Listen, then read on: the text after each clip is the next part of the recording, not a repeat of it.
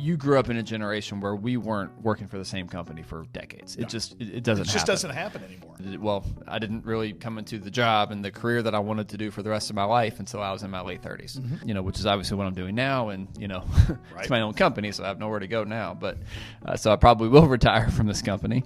But all that to be said, for the most part, people just aren't doing that. They're changing jobs, and when you change jobs, the group life insurance benefits that you had previously do not go with you. So that's why it's still very, very important, even when you're young, even when you do have maybe a decent amount of coverage through your group life insurance policy through your employer, to still get your own personal life insurance policy that travels with you, because you might not always work for another company where that's going to be a benefit. You might not, always work for anybody else. You might become self-employed and start your own company one day. So you need to have something that's portable, that's unique to you. So assisted living, now you have full-time people who work on site who have medical training. Usually there's at the very least a registered nurse who is on duty at all times. It is fairly common in assisted living facilities where prescription medications are brought to your apartment. It's still going to be an apartment type of facility. And they make sure that these things are done. They might have some form of housekeeping services. Well, they'll come in and they'll change your sheets and change the linens and everything like that with some form of regularity. You're going to be paying more for that.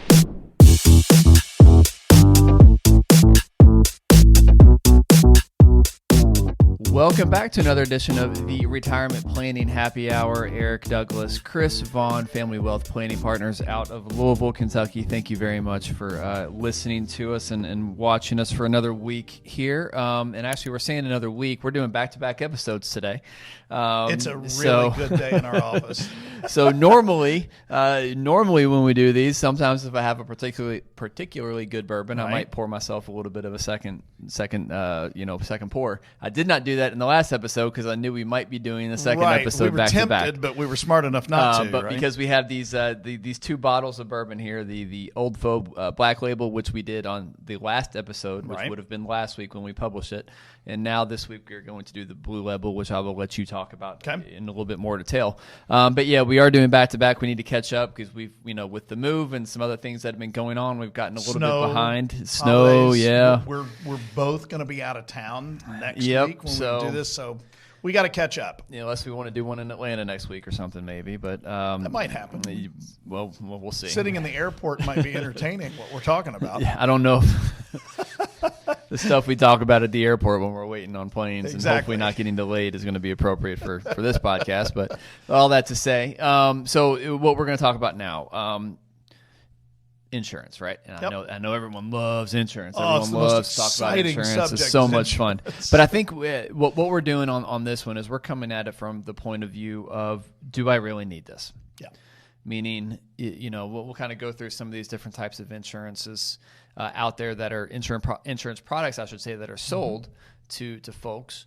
And it's whether or not, is this something that we really need? Right. Because insurance agents are really, really great at, kind of giving you a full hardcore press on why you need insurance and all the bad things that can happen. And, you need this in case this happens, and you need this in case this happens, and you need all these different types of insurance, and you have all this coverage that ultimately most of it you probably don't need. Right. So we heard that term, do I really need this? And I think that kind of sparked a few ideas and on some ways that we can approach this. So that's what we're going to do today.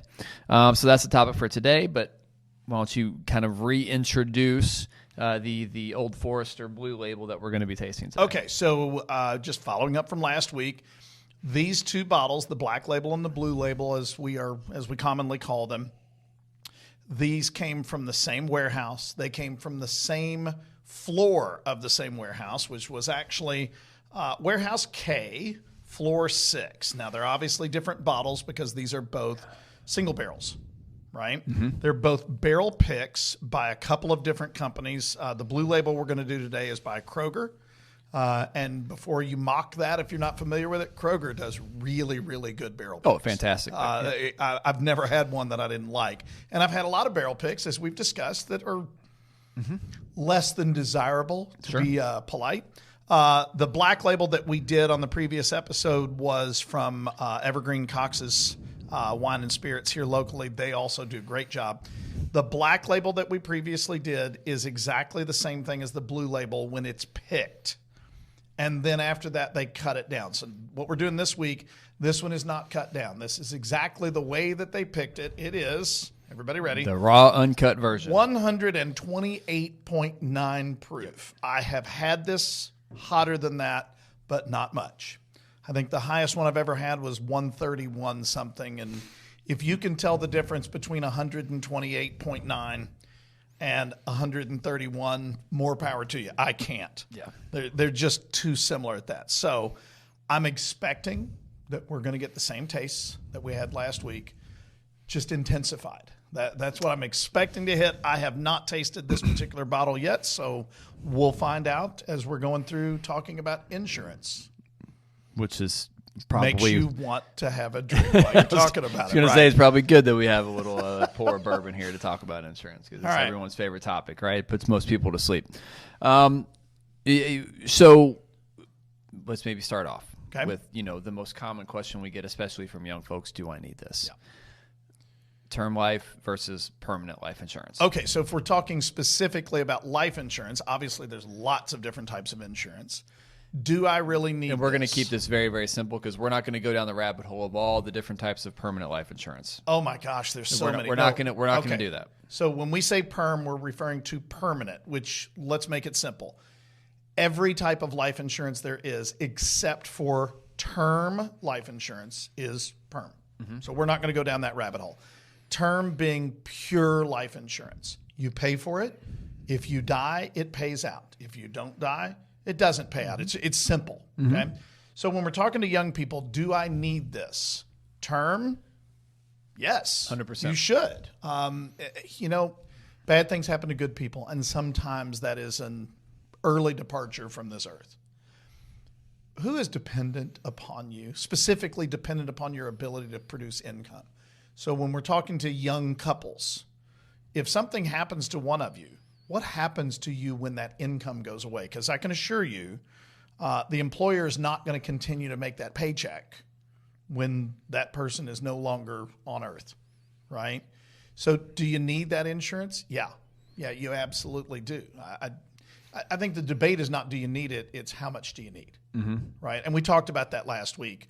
The rule was that we found on the internet was 3 times your salary. I disagree. I think in most people's cases, especially young people, it's a lot more than that. And it should be more because it's so cheap when you're young. Oh my gosh, that's the thing that gets me. When I get somebody at an event that I go to or at church or something like that, and they know what I do, and they'll say, "Hey, I'm 22 years old.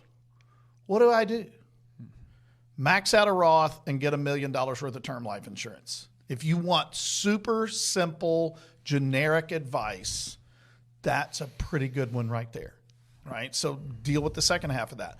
Why do I need, $1 million or whatever it is worth of term life insurance now?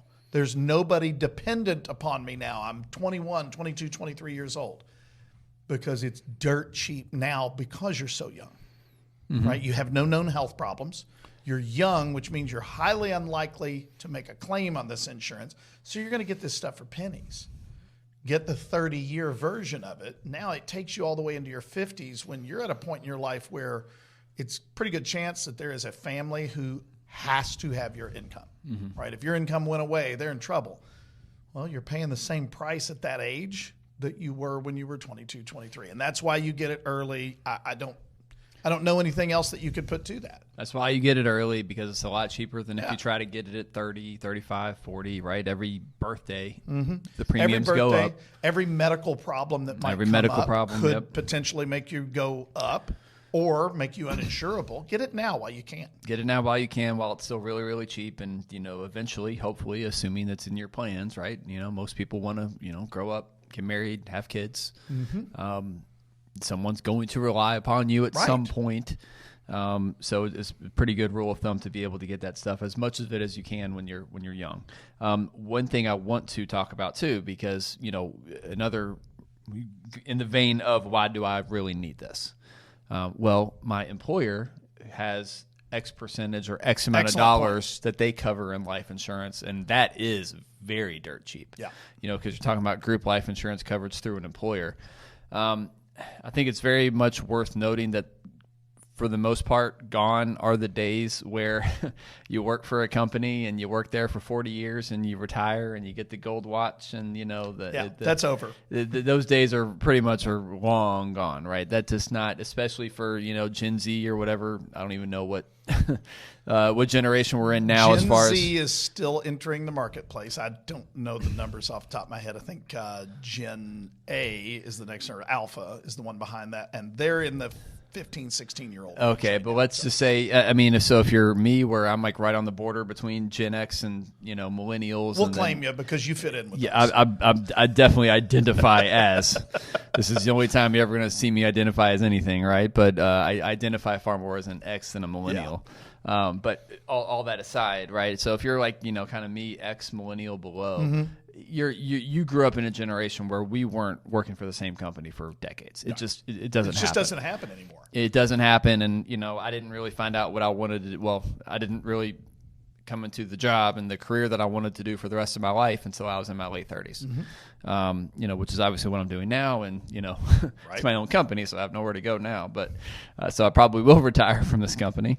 But all that to be said, for the most part, people just aren't doing that. They're changing jobs. And when you change jobs, the group life insurance benefits that you had previously do not go with you. So that's why it's still very, very important, even when you're young, even when you do have maybe a decent amount of coverage through your group life insurance policy through your employer, to still get your own personal life insurance policy that travels with you, because you might not always work for another company to where that's going to be a benefit. You might not, always work for anybody else. You might become self-employed and start your own company one day. So you need to have something that's portable, that's unique to you. I'm going to add to that. First of all, that's an excellent point. I would agree. As you move from one company to another, they may or may not offer that type of life insurance, even though you needed it. So let's just say, for argument's sake, because it's a nice round number, that a $1 million policy is appropriate for you, right? And let's just say that your employer, and this is fairly common, they will offer a multiple of your salary for free. It doesn't cost you. And it's usually one or two times. 1.5, 2 that's times, common. something like that, yeah. But you can usually get additional coverage for really cheap. To a multiple. And the most I typically see is around 5 times. Right? Which I recommend that too, by the way. Okay, so here's what I like to do on this is, all right, let's just say you need $1 million. And let's say, because I can do the math in my head, that you have a $100,000 a year salary. So if your company offers a 2X, that means you're getting $200,000 basically for free. Company's paying for it. So you still need $800,000. Well, a couple of things that can go in here. Number one, you can get additional at work, but usually if you get more than 2 times, it has to be underwritten. So you still got to go through whatever kind of health portfolio or profile, that they require. It also, in this scenario, it doesn't take you up to that $1 million that you needed, right? So the way that I do this with every client that I talk to when we have this conversation is, you need the hypothetical $1 million. We know we can get $200,000 at work for free. So the other $800,000, I don't particularly care if we get it through a standalone policy on your own or through a combination of what you get at work and a standalone policy. I don't care. Which one is the lowest amount of money out of pocket?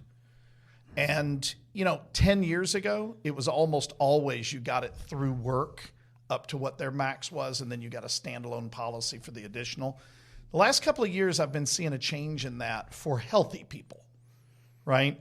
Younger, healthy people, as a rule, I'm seeing that it's actually cheaper to get that additional coverage as a standalone instead of through work. But the point is, run the scenario both ways.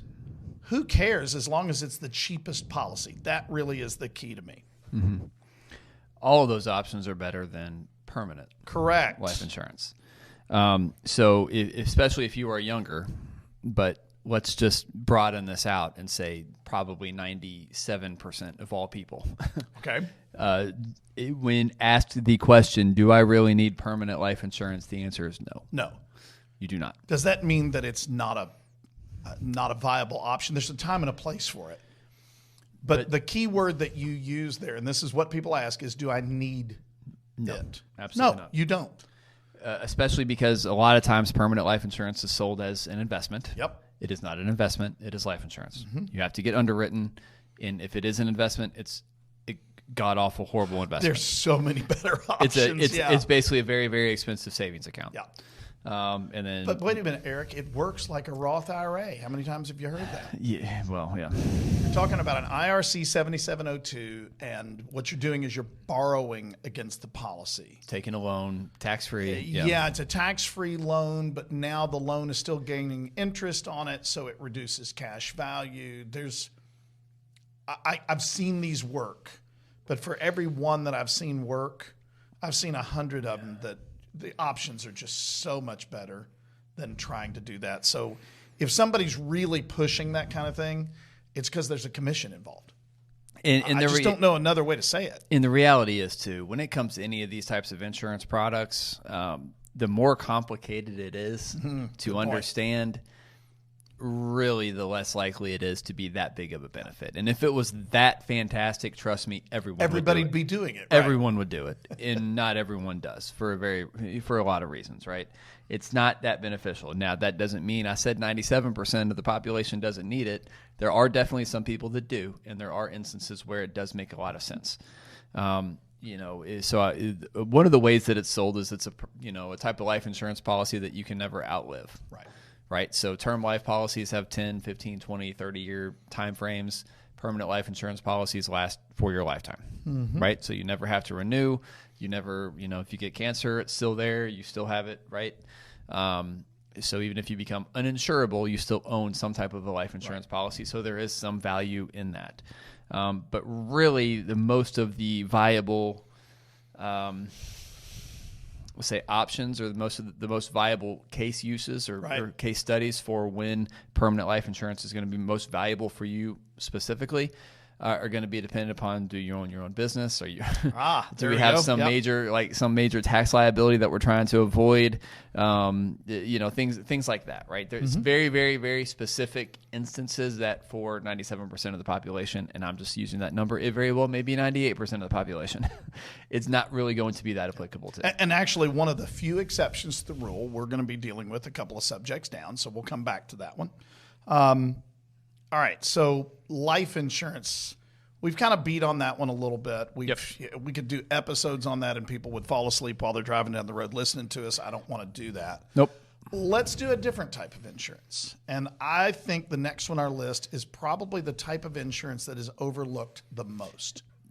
Probably, yeah. Yeah, and that is disability insurance. So this is one, I think, quite frankly, disability insurance might be more important than life insurance in many ways. And here's why I say that. I'm gonna be morbid when I say this, and I don't mean to be.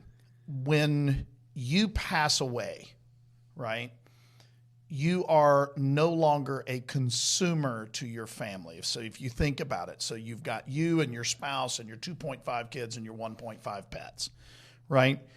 All of those people are consuming, materials, food, the things that we buy, all that stuff. When somebody dies, as brutal as this might sound, they're no longer taking, but they're also no longer providing, which is the point of the life insurance, okay? In the case of you becoming disabled, now you are still consuming, but you are no longer providing. And you're also consuming, in some cases, more. More, that's exactly right. And providing less. Statistically, a lot more people become disabled, at least temporarily, during their working years than people who die during their working years, right? There's a reason why term life insurance is so cheap. It's because it very rarely has to pay out a claim, right? They just don't. Disability insurance is very expensive because it's very common. 1 in 4 people will be disabled for a period of time during their life. Now, this is where I think we need to qualify that, because an insurance salesman is going to use that statistic, and they're going to say, they're going to scare you. 25%. Well, there's 4 people in your household. That means one of them is going to be, oh my gosh, right? Okay, that's a scare tactic. That's not the way to look at it. When we say 1 in 4 become disabled during their lifetimes, sometimes those disabilities are over a period of weeks. And by the way, most people think that disability, when we think of that, we think of a bodily injury, right? We get the visions of somebody who has to have, they lose the use. You got to be careful saying that too fast. They lose the use of part of their body, say a leg or an arm or a finger, for a permanent period of time. That's not the way most of them have it. Number one, most of them, the disability is temporary. And number two, believe it or not, it's more caused from illness than it is injury. That's a statistic most people don't understand. So when we start talking about becoming disabled, we are typically talking about a period of time. So now the question is that period of time longer than the vacation hours that you have saved up at your job or something like that? So that is where disability insurance comes in. So the first thing that I would tell you is, because it is very expensive. I've written, I don't know about you, I think I've written 3 or 4 insurance or disability insurance policies in the last 6 or 7 years. About the same. Because I will go out of my way to make sure that you're maximizing what you get at work, where it's a lot cheaper. Yeah. If you do a standalone policy, just get ready. The numbers are big. Yeah. And it also depends. This is another one that people don't understand. The cost of disability insurance is based upon your likelihood of becoming disabled and not being able to do your job. So if you think about this for a second. Think about the type of job that you're doing. Think about the type of job that you're in. So if you are in a job where you physically don't need to do anything, what we do for a living, we don't do a lot of physical things in our job. If we drink at our job. Sometimes twice in the same day, right? If one of okay, so I'm in a terrible car accident and I become a paraplegic. I can no longer walk. I am in a wheelchair for the rest of my life. That does not affect my ability to do this job at all, other than the period of time that I have to go through whatever physical therapy or something like that. Okay, so that's one side. The other extreme, think about the surgeon or the dentist. And actually, believe it or not, dentists are the highest premiums for disability insurance because by the very nature of what they do, they have to have the dexterity in their hands, but they get bit a lot, right? It sounds weird, but I've got a couple of dentists that are clients and friends, and they get bit a lot. It's one of those things that if I ever had a thought of being a dentist in my younger life, that might have kind of cured me. It's like, man, if somebody bit me, something I've not really thought about. I would react well. I've not really thought about that, but maybe I need to ask my dentist next time I'm in Ask there. your dentist how frequently they get bit, and you'd say, well, I don't do pediatric cases, so you wouldn't get that bit that much. I'd be willing to bet the problem is just as bad with some adults as it is with a lot of kids. But that individual, right? Because a bite on your hands in the right spot causing nerve damage, you lose dexterity. Think about a surgeon, same type of problem. One that always blew my mind when I would start looking into these policies is with teachers. And you think, okay, well, teachers have some physical parts of their job. That's not what I'm talking about. The different types of teachers have radically different expenses. So here's what I mean by that. When we talk about white collar and blue collar, right? High school teachers, middle school teachers are considered to be white collar. Mm-hmm. White collar jobs as a whole, other than medical's different, have lower disability insurance premiums because they can typically do their job even if they are physically injured, right? Elementary teachers are not classed from a disability point of view as white collar. They're classed as gray collar. I didn't even know what that meant. I've never even heard until I learned about disability insurance. It's gray collar because they have to deal with the kids physically. Yeah. Kindergarten and preschool teachers are classed as blue collar because they have to pick kids up. Yeah. All right. When you think about it, you're like, okay, that's weird. That doesn't make sense. Okay. Not a lot of high school teachers are going to pick a child or a student up and place them on a countertop or in a chair, for example. Yeah. But a preschool teacher does that as just part of the job. Every time you bend over and pick somebody up, you run the risk of injuring, say, your back or your legs, and now you can't do the job. So they actually pay more premium. So long story short, The type of job that you are in is going to radically impact the kind of premiums you're looking at, because the risk of not being able to do your job is changed by the type of job that you have. And you've been talking specifically about employees at other companies. Correct. The contracts that I have written over the last several years, not that we do a ton of this, is usually going to be for self-employed individuals or independent contractors. Right. Because they don't have a company where they're able to get those benefits through. And if something were to happen to them and they are no longer able to do their job, there's no vacation days. Yeah. they're just out of money, right? So the ones that I've done disability insurance for, like there was a photographer was one. Sure. If something were to happen to him and he can't work, he doesn't get paid. Right. There's no residuals there. There was an IT professional that was doing freelance work. There's actually two IT professionals that were doing freelance work. They make pretty good amounts of money doing freelance work, kind of as independent contractors. They're not tied to any specific company, but there's a risk there that if they can't work, they don't get paid. Right. So, so we did some disability planning there. I think, we'll wrap this one up, because disability insurance is just such a boring subject to talk about. And the people who are listening right now are probably going, would you please stop? Yeah. Okay, I'm fine. But this is an overlooked one. Most employers do provide certain levels of disability. And the bigger the employer is, they'll usually work with you anyway. Yes, correct. Now, the one thing that I do want to point out, a lot of people will really get wrapped up in short-term and long-term disability. It's short-term typically means 6 months or less. Long-term means 6 months or more, but that's not a hard, fast rule. Just look at it from a total disability protection point of view. If you become sick or injured and are incapable of doing your job, do you have enough coverage that your family is not harmed, seriously harmed by that? Because your life insurance is not going to pay out if you are injured or sick and you are stuck at home. It does not help you there. That's where you got to have this type of coverage. And it's going to sound, once again, to your point, morbid. Yeah. Right, when you say this out loud, but if you were to pass away, your spouse could potentially go get remarried and replicate your income, right? That's not true with disability. That's actually very common, especially if you pass away young, right?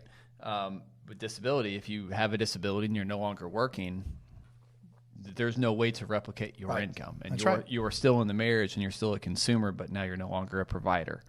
And so that's why it's important, especially if, like, for self-employed individuals, I think that's a far bigger risk, to make sure, depending upon the type of work that you're doing, obviously. But it's definitely a risk. And insurance, at the end of the day, is all about what? Risk planning. That's what this is. It's about the mitigation of risk. That's really all insurance is you're passing the risk on from yourself to a company. So, long-term care planning. This is one of your bailiwicks. This is okay, so I have a designation in this one. So, yes, it's my bailiwick. All right. Here's the one that I get from people when I'm talking to them is, what if I end up in a nursing home? Okay, that's a legitimate question, but I will tell you most people don't end up in nursing homes. Correct. Right? There's a fear. And there's a legitimate fear. And if you go to a nursing home, it's usually the last stop on the train. Right? Yeah. Most people don't leave nursing homes and go home. They just don't. And if you've ever been in a nursing home, and I think most of us have probably been in one at some point in time or another, it's never a good thing. The doctors, the nurses, the attendants, the other people that work in nursing homes, I feel fairly confident in saying none of them grew up with their ultimate goal in life. I want to work in a nursing home. People just don't think like that. So these are not the happiest places on earth. This is not Disney. You're doing God's work there, too. Yes, absolutely. So that's I think that's the fear, is all of those things that we were just talking about. People get that wrapped in their head. Oh my gosh. We get that question a lot. Yeah, and we do. We get that question frequently. And then you hear the stories of people who live in nursing homes for 10, 15, 20 years. So combine that image in your head with the thought of being there for decades, and you understand why there is an extreme fear of nursing home planning. I would say probably 75% or greater of all estate planning starts because somebody was afraid of a nursing home, right? The whole concept of long-term care insurance is because people are afraid of it. So let's get some reality out here. Most people are never in a nursing home, and the ones who are not there very long. What's the average stay? The average stay in a nursing home is like 9 months, right? That's people you're not in there for years. To your point, you go to the nursing home because you're at that phase in your life where you can't be taken care of at home. The phrase that we use now instead of nursing home is full skilled care. You have to have nursing care available 24/7, right? Well, most people aren't in that situation. And when we are, it's for limited periods of time. And a lot of people conflate or mistake nursing home with like assisted living and, Bingo, and retirement homes. That was exactly where I was going. There's all kinds of different levels of care up until, ending in nursing home care. So there's really 4 if you think about it. Everything else kind of falls under one of these categories. So the first one is what we call in-home care. Yep. You are still living in your own home. This is the one everybody wants, right? I know I want it. I'm sure you do. Sure. Everybody wants to stay in their own home. So in-home care, you live in your home, but you need some kind of care from somebody other than yourself because you can't do everything for yourself. All too frequently, this is provided by family members. Okay, if you're married, so gentlemen, we have a tendency to say, I'll be fine because my wife will take care of me. Well, let's assume you're right. You probably are. I know my wife would, okay? What happens when you're gone and she needs it? That's where we get into some problems. That's usually right? And by the way, guys, this is just not what happens to us. Statistically, we don't get sick over a long period of time. We typically are at home living a relatively normal life. We can't do what we used to do, obviously, but we get sick, we go to the hospital, we don't come home. That is the way the life of the male human being tends to end. Women is where they're more drawn out, right? Their bodies just don't give up as easily, maybe. I don't know. But anyway, the first one is in-home care. There's probably a joke to be made in there. There's but, so many. And I'm not going to do it. I'm not going to be the one. I know my wife's going to listen to this and she's going to go, yep, I know exactly what he was going to say. Yeah. It's probably something she told me. But anyway, that first level of care, that in-home care, that can really run the gambit. It can be a spouse simply taking care of you or an adult daughter. It's the oldest daughter is the one who usually does it. Yeah. It could be people from church. It's any number of things. It could be somebody that you actually have to pay, right? There's just about everything involved there, but it's something that the care that you need is not 24/7. Okay. So the next type. Now we're going to talk about what's called independent living. And a lot of people conflate this with nursing home, and boy, they're totally different. So independent living is you are living in a facility where there are medical people available to you, but they're not coming in and checking on you.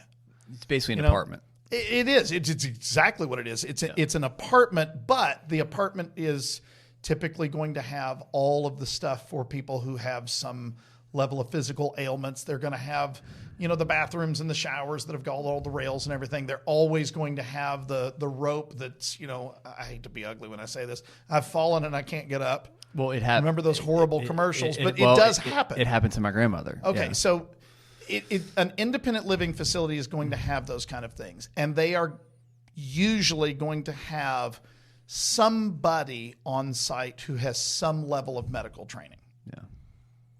The idea is that you're around people who are in roughly your stage of life. Yeah. They usually have a lot of activities for groups, blah, blah, blah, blah, blah, blah, blah. Okay. But you said it right. It's an apartment. Mm-hmm. It's just an apartment around phase of life people. But the one that people misconstrue that one with the most is assisted living. Yep. Independent living and assisted living on the outside look the same, but on the inside they're not.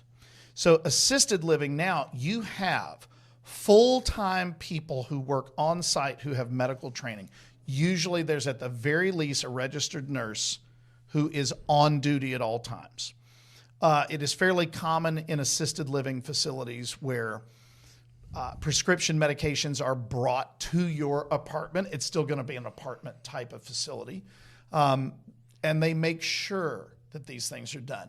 They might have some form of housekeeping services. Well, they'll come in and they'll change your sheets and change the linens and everything like that with some form of regularity.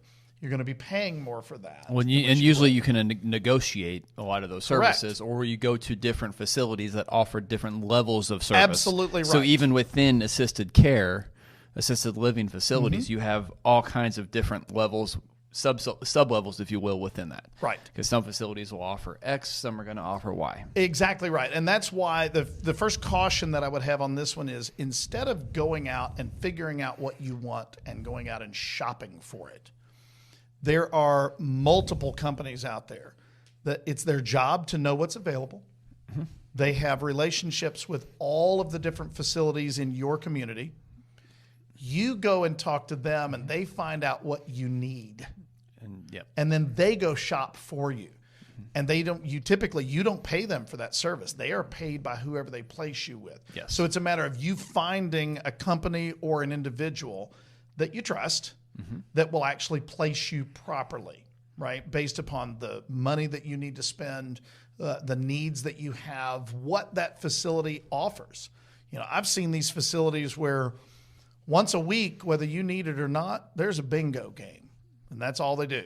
I've seen other ones where there's all kinds of activities and they leave site and they've got a bus or something like that and they go on tours around the area. There's all kinds of things that they do. So these run the gambit.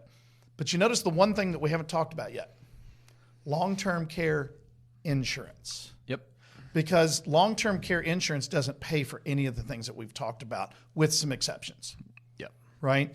So if you want care in your home, you are not going to get a traditional long-term care insurance to pay for that. You're going to have to figure out how to cash flow that.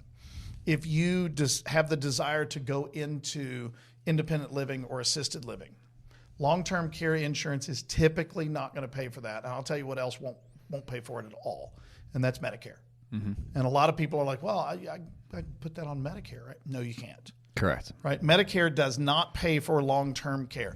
It pays for some rehabilitation, things of that nature, but it does not pay for a long-term care facility. So don't think that that's part of it. All of those things are not nursing homes, right? The full skilled care. So when you're starting to talk about this kind of thing, when you're starting to talk about, should I get long-term care insurance? Should I have a long-term care plan? This is where you need to be talking to your planner. And it needs to be built into the overall plan, because if you're considering this separately, you're probably not doing a good job of it. And there's a ton of ads out there, right? Oh Don't go broke in a nursing home, and they feed into, all the scare tactics, right? That make you think, oh no, I'm going to lose all my money if I have to go into a nursing home. What am I going to do? And I don't have this kind of change, right? It's just a matter of planning for it and understanding truly what the real possibilities of some of this stuff happening. So we talked about, looking at this through the lens of, do I really need this? Right. Okay. Here are the situations when you probably do need some type of a long-term care policy. All right. We already talked about who's the person that's probably going to care for you the most. Usually the oldest daughter. It's the oldest daughter. And I whenever I talk about long-term care planning with clients, I always tell this story. The house that I'm currently in now, when we bought it, had a true mother-in-law suite. Okay. Like an actual separate entrance from the garage down to the basement, and there was a wall in the basement, and there was a master suite and a kitchen, and so like a full mother-in-law suite in the basement. The people that lived there previously had a child with autism, and so the mother-in-law basically moved in to kind of help with everything. So we walk in, and as I'm showing my mom the house for the first time, where I'm showing her the mother-in-law suite, and she kind of looks at me and she cracks a joke about, oh, maybe this would be perfect for me. And I kind of look at her and I said, don't you get any ideas? This wall is coming down. And I was like, you know damn well you're going to go live with my sister. Right? and my mom's dying. She's laughing. Sure. Like, yeah, I get it. Because she knows that too, right? And my sister is well aware. Like, there's a room in her house already for my mom, right? So, but that's but usually it's the oldest daughter that is the one that kind of takes care of the parents. And I also know if something were to happen to my wife's parents, guess where they're probably coming, right?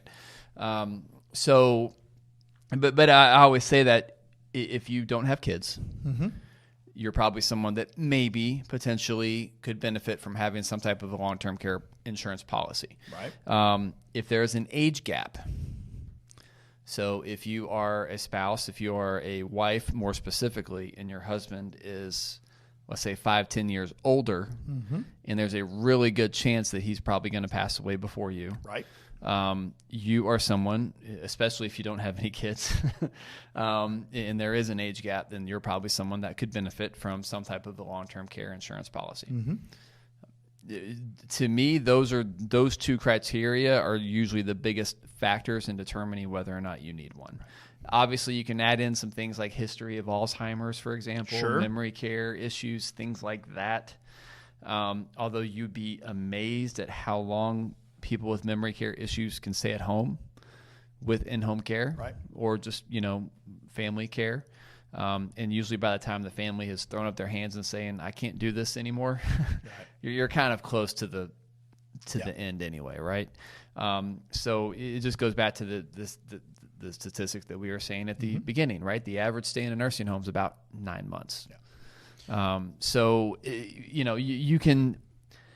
I don't want to scare people into thinking this is necessary for all people. And most people will, and especially in the plans that we run, we are typically including the cost of long-term care planning or long-term care needs there it is, within the plans for them to be able to self-fund. I was just going to suggest, I don't know how many financial plans I have written and am working at this point in time.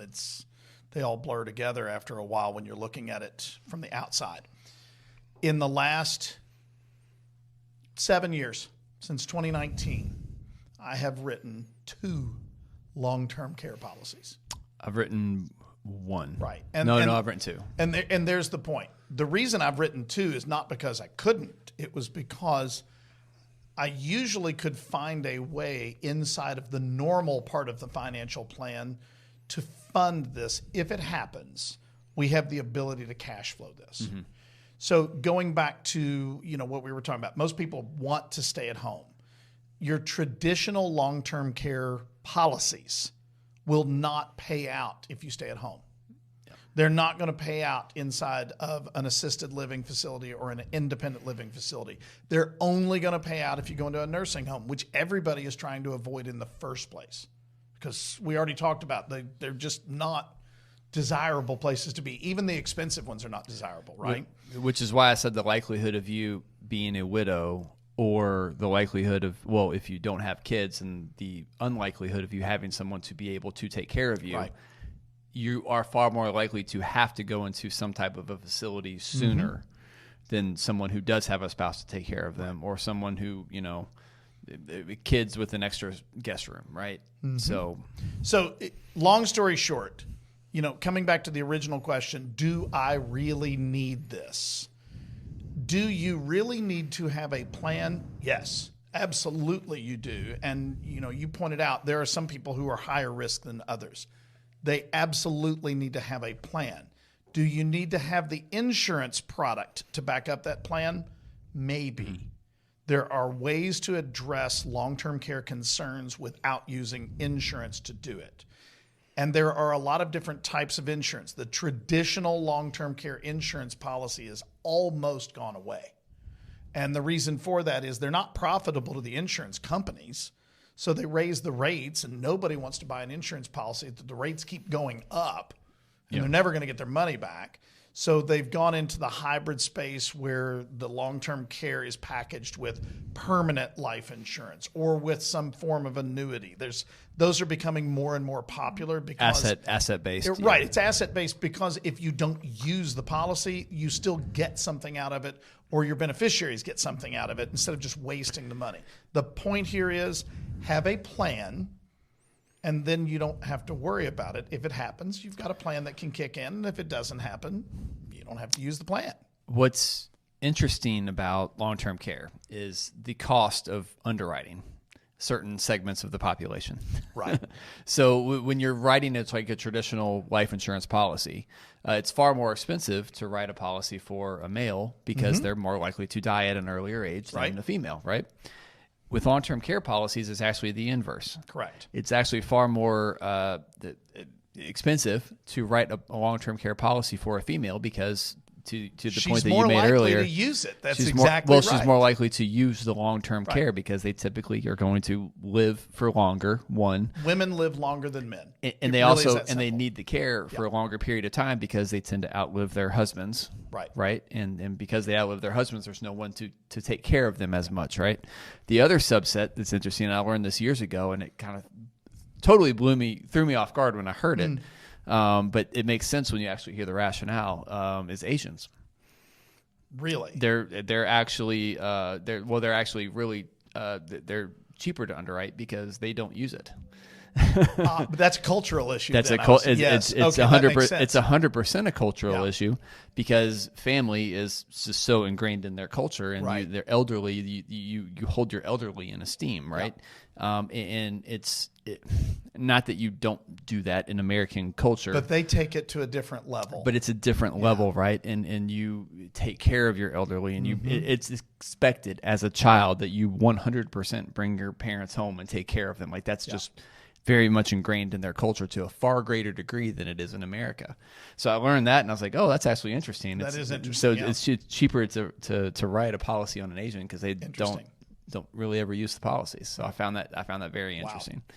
Has nothing to do with anything. Interesting side note.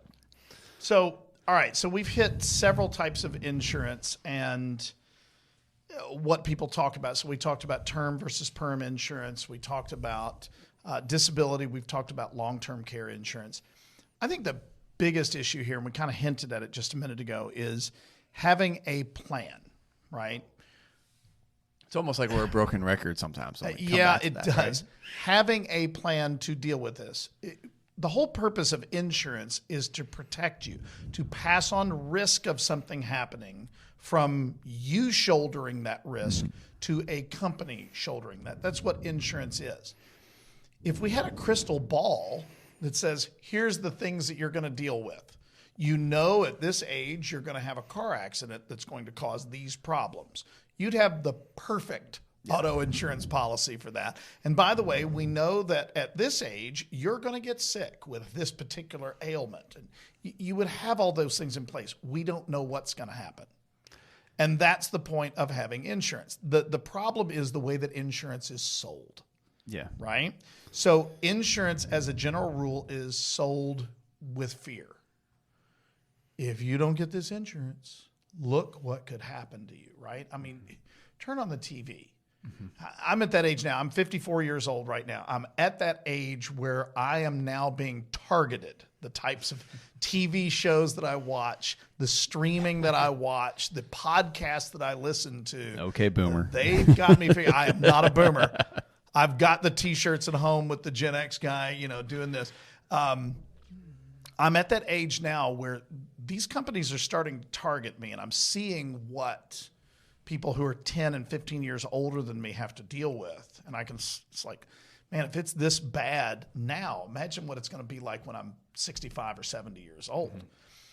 They're really, really good at targeting you. They are really, really good at scaring you into feeling like you need something. It's like, okay, so I understand why people feel this way, why they come in and ask these kind of questions. Let me come back to putting out a plan.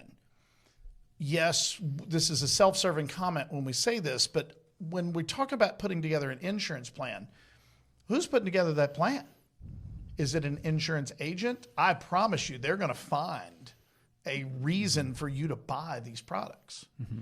Or are you talking to somebody who is looking a little bit more 100,000 foot view? Mm-hmm. Right? The way that I like to explain to clients from an insurance point of view, I'm going to develop all of your financial plan, your income, all of those types of things. And then I'm going to go look at what are the things that can go wrong, that cannot be forecast, and can I protect you with insurance? Or can I protect you with your own cash flow? Ultimately, any kind of insurance, you're hoping that you're wasting your money. There's no type of insurance where you're hoping that you're going to make a claim. Mm-hmm. You don't want to make a claim on your medical insurance. You certainly don't want to make a life insurance claim or an auto claim or a homeowner's claim because a tree fell on your house or somebody broke in and tore something up. Nobody wants to make a claim on insurance. So can we cash flow these problems, or do we need to pass that risk off? If you are working with a planner who is actually an insurance agent by trade, they're going to show you why that insurance is absolutely critical. If you are working with somebody who is a true planner and they're looking at everything, then is there a better way of dealing with it than insurance? Or if insurance is the best option, do we have the right kind of insurance? Mm-hmm. Are we getting the correct amount of coverage? Yep, for sure. You don't necessarily need insurance to cover the costs of a lot of these different types of events. So that's probably a pretty good place to wrap up. Let's wrap this up, and let's talk bourbon. The first thing that I notice, as compared to our last episode when we got to this point, the glasses still have a little bit in them. Well, now, they're not full. It's not like we have not been enjoying it. I've burned a few nose hairs. Yeah. This is warm. 128.9 proof, I believe we said. That'll do that. But that being said, talk to me about what you taste. I wouldn't call it an easy drinker. Okay. It is very flavorful. And I will say the first few sips were definitely okay. I need to take this slowly. I need to go slow. But no, it's good. You know, obviously the more you drink, the smoother it gets, right? Yeah. Not that I've drinking much of it. No, it's good. I mean, you used the analogy last time, right? With Old Forester, it's bourbon. Right. There ain't nothing fancy about this. It's good bourbon. It's consistent. You know what you get. You can say the same thing with the hints of oak and, you know, the caramel and the honey. All the stuff right? I expect in a glass of bourbon. Yeah, it's good. It's strong. It's definitely strong. When I watered it down a little bit, it brought out a little bit more flavor, a little more flavorful. Not quite as strong, obviously, as you watered it down. But I mean, it's a good bottle. Oh. It's a good bottle. It's just not something you can. You got to be careful when you drink it. I agree with everything that you just said. I didn't pick up. I put a couple of drops in mine. It didn't really change anything. It just cut it down just a little bit. This is what I love about Old Forester. It tastes like bourbon's supposed to taste like. Mm-hmm. There's a lot of other things. I've got enough of a sophisticated palate at this point that I pick up some odd flavors here and there and some fruits or nuts or anything. There's none of that stuff in Old Forester. Yeah. It tastes like corn, the sweetness of corn. It tastes like caramel. It tastes like oak. This is what I want bourbon to taste like. That's the reason I'm an Old Forester fan. I don't have to think my way through this stuff. I just drink it, and it's just good. Now, if I compared the two, that's a little bit different. It's like picking between your kids, right? Which one do I like better? I like the Black Label. More flavor. It was a little more flavorful, less hot. Yeah. Well, I mean, it's 100 proof, right? I'm going to be real honest. I don't think I can pick between the two. Yeah. I like both, and I like them for different reasons. The flavors are the same. The Blue Label just has more of it. But I don't want to pour more.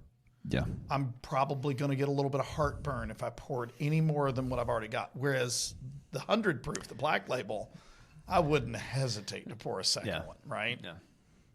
That I will also tell you that the Black Label costs less. Not a lot. I think the Blue Labels you're seeing out there now are in the $80 range. The Black Labels are in the $60 to $70. Okay. That's a lot more palatable to me. It's a little bit more palatable, but if you think about it, it's because the yield on the barrel that produce this, they're going to make more bottles because Sure. they're adding water, whereas they're not adding any water to this. So I really love both of these, and I'm not joking when I say picking between the two is like picking which one of your children is your favorite. That's a horrible question to ask because you love them both. Yeah. Well, the Black Label is my favorite. I will tell you this. I would not even think about trying that in a cocktail. It would burn right through anything that you put into it in a cocktail. Yeah. All you would taste is the bourbon. This one might actually be good. I've never tried it. I have no intention of trying it because I like it too much, of putting that in something to see what it would do. It would probably make a really good mint julep come Derby season. Mm-hmm. But I'm still not going to try it and waste a bourbon that good by putting something else in. It's an expensive mint julep for sure. If you've never tried Old Forester, both of these are just off the scale. Yeah. If you've got a little bit of a palate that can handle the higher proof stuff, you might want to cut this one down a little bit. That's basically what this is. Yeah. To be clear, the Blue Label is not bad. I do like the Blue Label. It's very good. Wonderful. Yeah. Yeah. But they're simple. They're bourbon. This is what bourbon was supposed to taste like. I have absolutely no doubt in my mind that somebody who is a purist is going to love both of them. Mm-hmm. So I highly recommend them. Just remember, back to what we were talking about on the last episode, these are both barrel picks. And what one person likes doesn't mean that everybody is going to like that. So keep that in mind. All right. Well, that's a pretty good place to wrap up. Yep. So with that being said, thanks for enjoying the episode. Hope you found it interesting and enjoyed our ramblings on bourbon and financial planning, and in this specific case, insurance. And insurance. If anything we said relates to you and you might have any more questions, please give us a call at our number, which is easily found on our website, fwppartners.com, in the show notes, whether you're watching on YouTube or listening on podcast. Thanks for joining us, and until next time.